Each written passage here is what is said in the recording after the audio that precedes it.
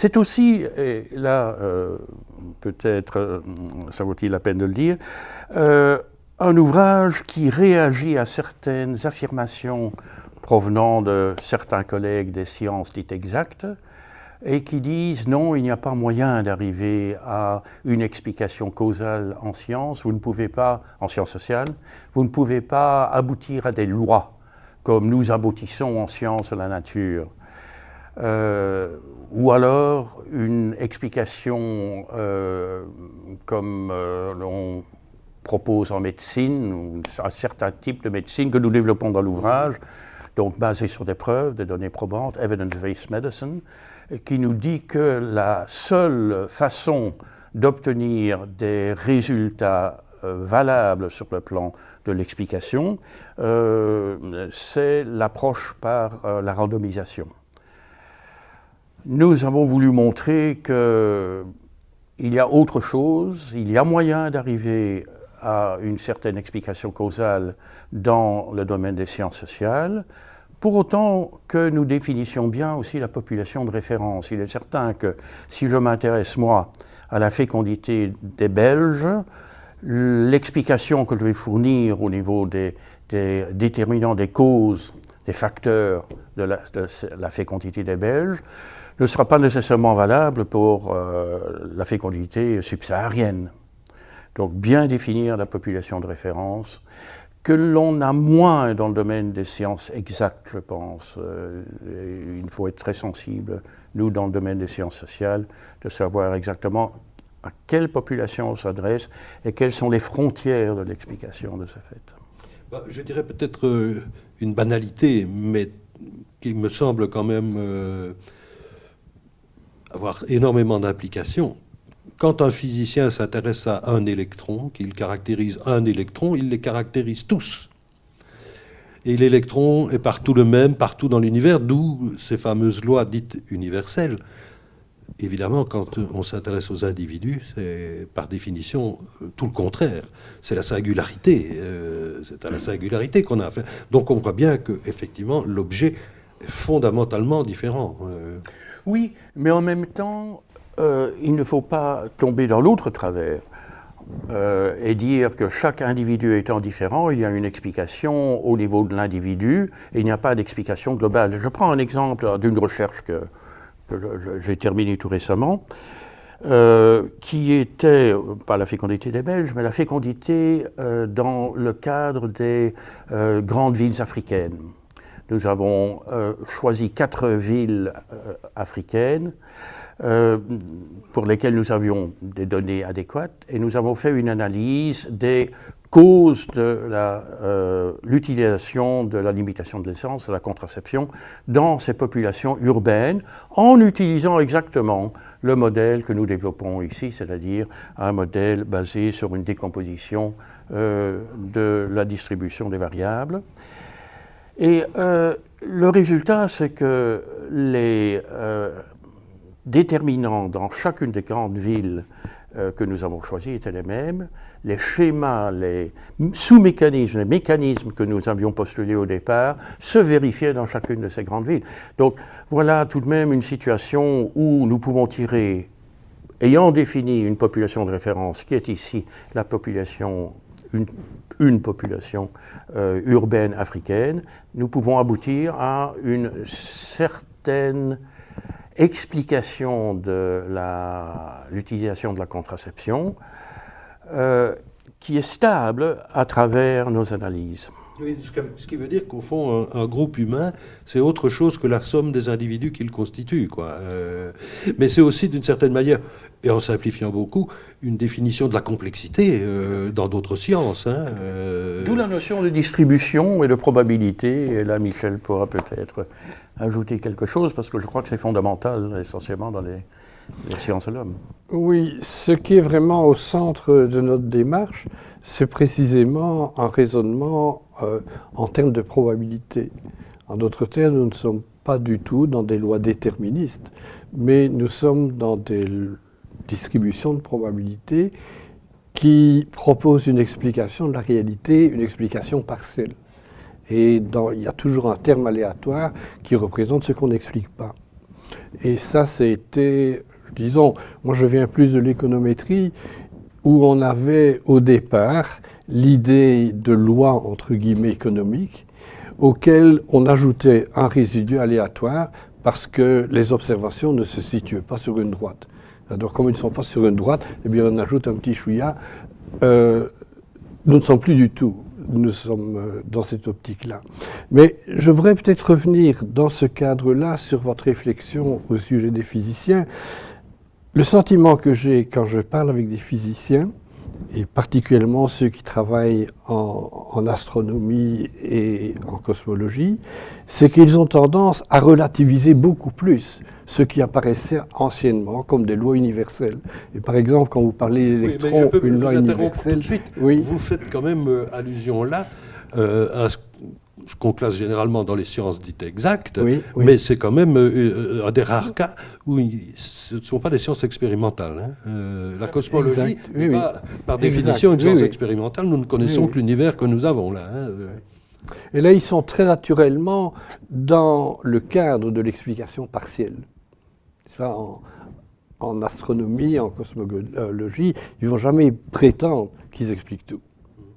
D'accord ? Et là, il y a un rapprochement que je trouve fort intéressant entre les sciences sociales et les sciences, appelons-les, les sciences dures.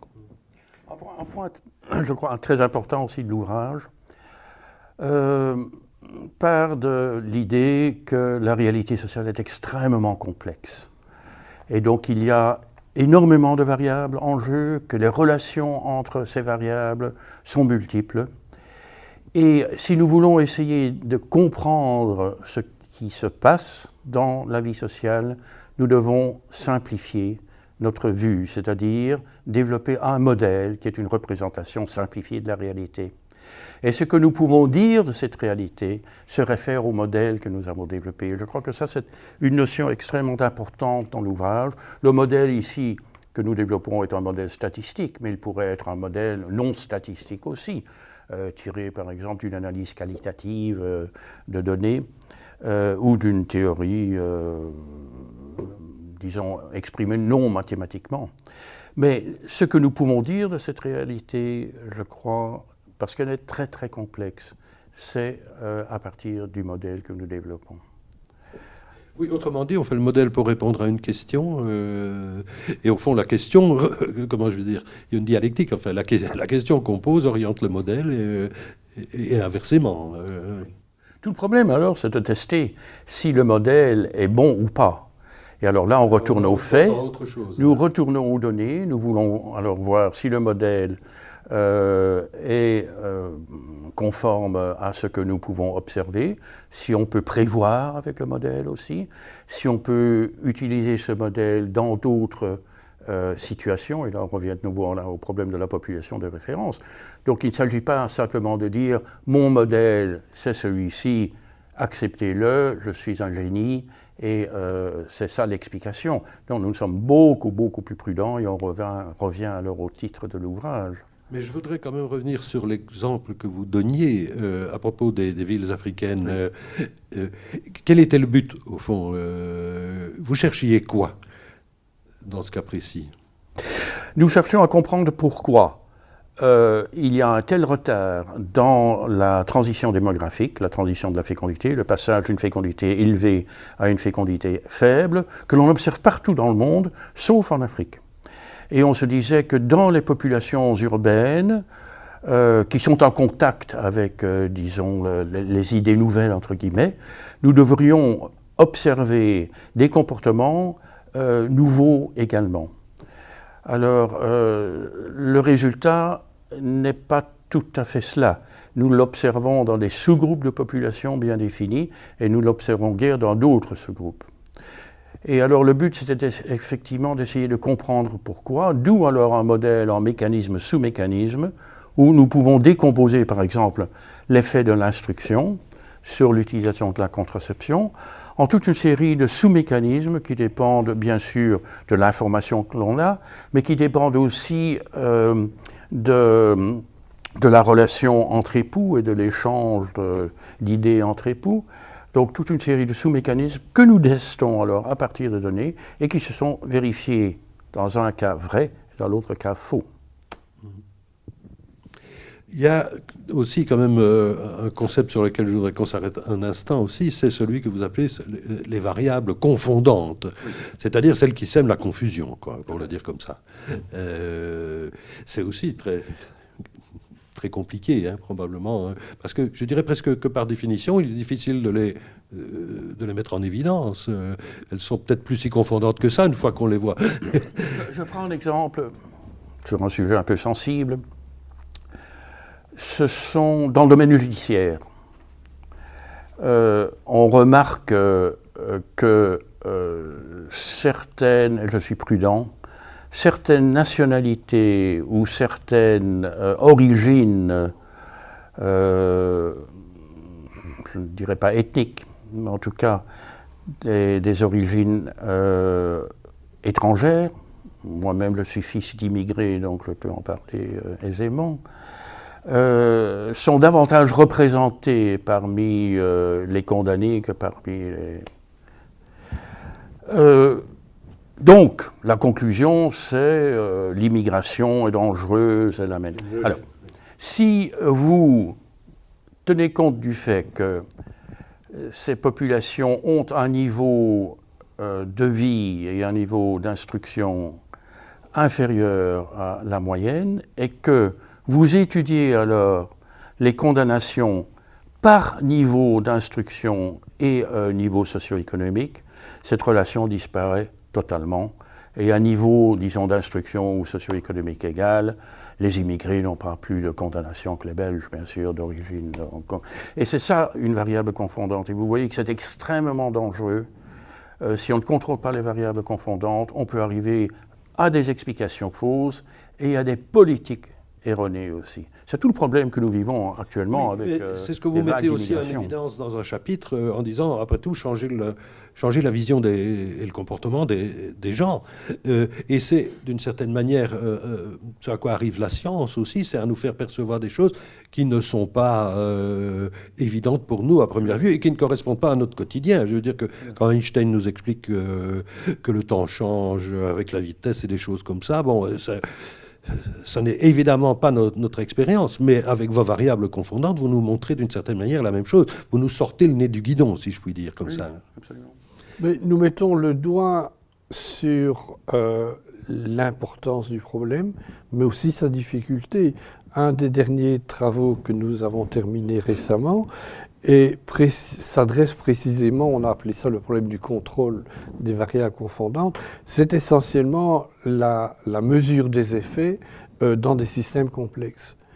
Et je dirais que modestement, nous ne pouvons pas crier victoire, nous n'avons pas tout solutionné. Je pense que nous avons fait un pas en avant dans l'analyse du problème, mais c'est un problème qui est en lui-même difficile. Et donc on peut comprendre que les médias aient parfois tendance à simplifier ou court-circuiter la difficulté. À ce qui semble évident. Voilà. Oui. Et là, nous revenons bien sûr à la puissance de l'expérimentation. Pour voir si le tabagisme est une cause du cancer du poumon, eh bien, je vais obliger mon ami Michel à fumer 40 cigarettes par jour.